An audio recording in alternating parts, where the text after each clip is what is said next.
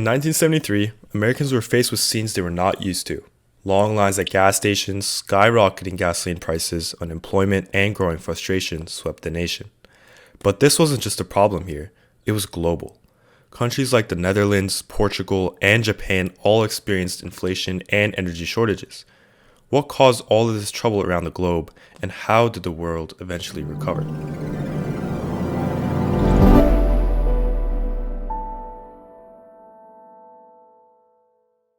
The story begins on October 6, 1973, on the Jewish holiday of Yom Kippur.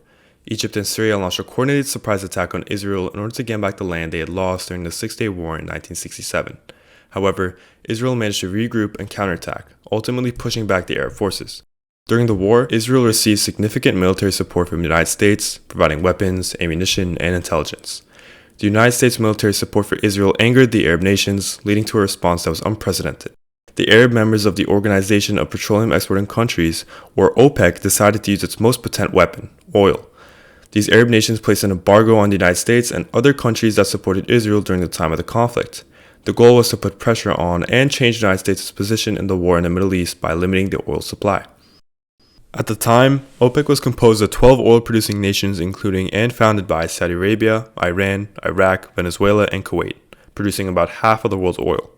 7 of its members were Arab countries representing about 60% of the oil production within OPEC, or 27% overall production worldwide. Together with the other Arab nations of Egypt, Syria, and Bahrain, they had formed the Organization of Arab Petroleum Exporting Countries. Recognizing their leverage, these oil-producing Arab countries first decided to increase the price of oil, then agreed to cut their production by 5% each month, and eventually imposed a total embargo on oil shipments to the United States, the Netherlands, and several other countries. Prior to the embargo, oil itself fueled about 47% of the energy consumption in the United States. The production cuts in the embargo caused the price of oil to double in October 1973. By January 1974, the price of oil nearly quadrupled to $11.65 per barrel, resulting in a 50% year-over-year increase in retail gasoline prices in the United States. In response, the Nixon administration used many mitigation strategies to combat the effects of the oil embargo. The energy crisis led President Nixon to launch Project Independence. This project aimed to make the United States energy self-sufficient by 1980, as well as to make efforts to conserve energy. To battle the lack of energy, Nixon lowered the speed limit on highways, stopped industrial conversion from coal to oil, made limitations on air travel, reduced the supply of heating oil by 15%, and tried to speed up efforts to make more nuclear power plants. Industries also adapted. Following Nixon's efforts, many Americans abandoned their gas-guzzling, American-made automobiles for fuel-efficient, foreign-made compact cars such as Toyota and Honda. This shift in consumer demand led to huge layoffs in the American automobile industry and an increase in the trade deficit. According to the New York Times, the car manufacturer General Motors had to close 15 of its 22 automobile assembly plants and 3 out of 4 body plants because of the large number of unsold cars, and started to convert production to smaller cars. General Motors alone ended up laying off 65,000 auto workers during this time. In Western Europe, governments implemented strict rationing policies. Citizens were encouraged to use public transportation or bicycles, and energy-saving measures became the norm. Japan, a country almost entirely dependent on imported oil, made significant strides towards diversifying its energy sources, including investments in nuclear energy.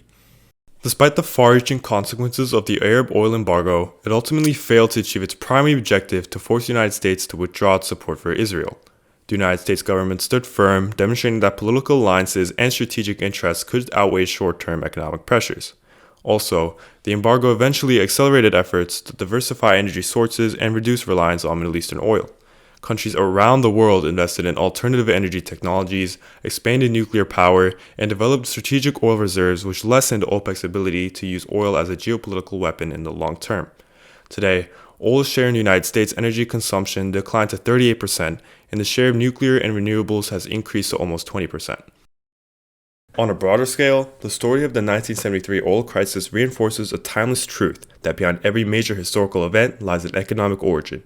The Arab-Israeli conflict, the catalyst for the embargo, was not only a geopolitical struggle, but one that was deeply rooted in control over land and resources.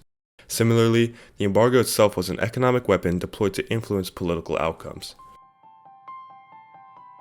As we navigate new challenges like climate change, inflation, and geopolitical tensions, the lessons of 1973 remain more relevant than ever.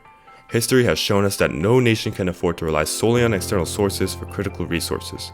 Energy independence, economic resilience, and global cooperation are not just ideals, they are imperatives for stability and progress.